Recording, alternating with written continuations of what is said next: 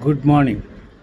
Administrative law is most important law which will have criminal as well as constitutional issues being involved in administrative law. The administrative law is nothing but a labor law. If it is private individuals and the private companies, the Industrial Dispute Act would come to place. But if he is a government servant, then Article 311 would come to play. So Article 311 of the Constitution of India says that the conditions of service and other aspect of removal, inquiry, disciplinary action would be governed by framing rules. That rules is called constitutional rules. That every provision of the constitutional rules will have effect as a act. So in this regard, there will be multi-number of complications being brought to the notice of High Court, challenging the issuance of a charge sheet memo or punishment of dismissal from service. Then doctrine of proportionality would come to play highly in these issues. But if you to understand the entirety of the administrative law, doctrine of armchair policy, our judicial restraint, judicial activism, and judicial review, all these words are being used in administrative law.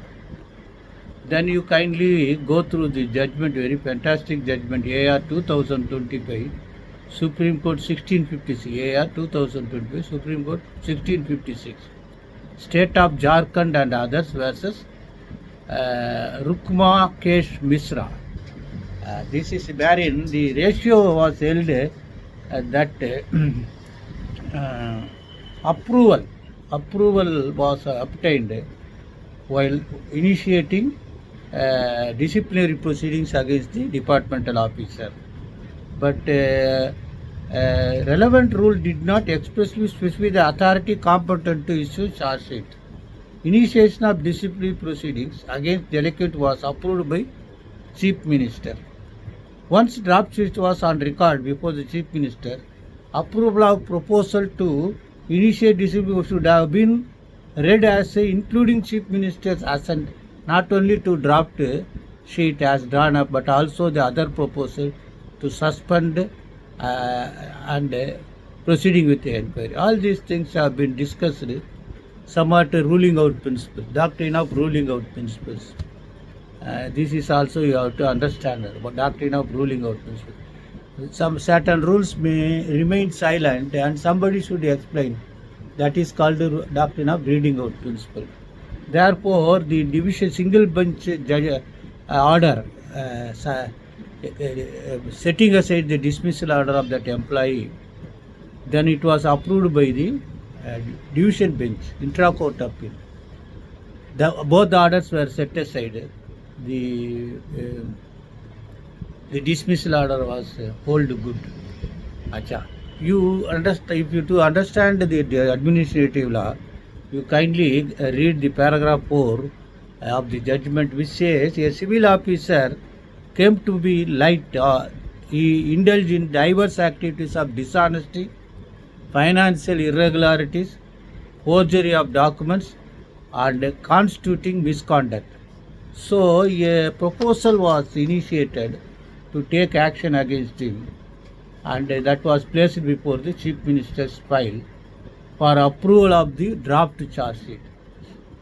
See, in criminal cases they will file charge sheet and here article of charges.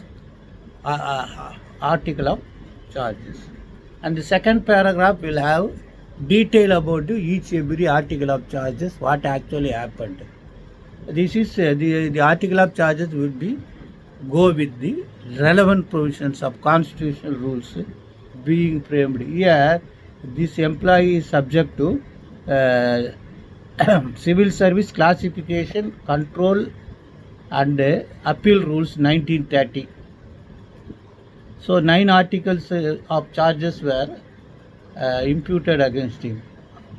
Then Enquiry was appointed, enquiry was conducted, he participated, then thereafter the cabinet ministry headed by chief minister approved his dismissal.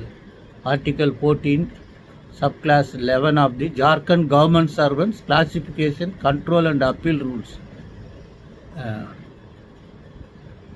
Even service commission approval was also obtained for dismissal of services. So all these things you can go and understand the law, and the several judgments have been discussed in this case. If you want to more knowledge about the administrative law, go and be intact with the information. Best wishes.